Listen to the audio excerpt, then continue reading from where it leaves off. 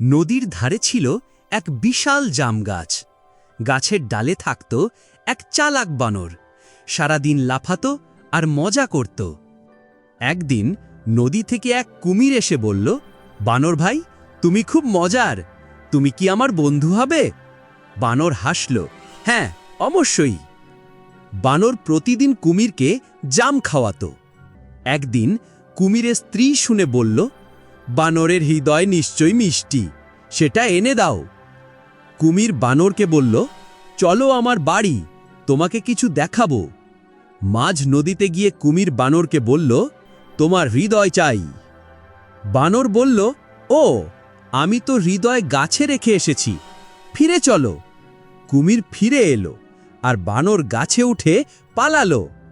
বানর বলল, বন্ধুত্বে বিশ্বাস চাই, প্রতারণা নয়। কুমির লজ্জিত হয়ে নদীতে ফিরে গেল। এই গল্প থেকে আমরা শিখি, বুদ্ধি আর সততা সব সময় জয়ী হয়। যদি ভিডিওটা ভালো লাগে তাহলে লাইক দিন, সাবস্ক্রাইব করুন আর বন্ধুদের সাথে শেয়ার করুন।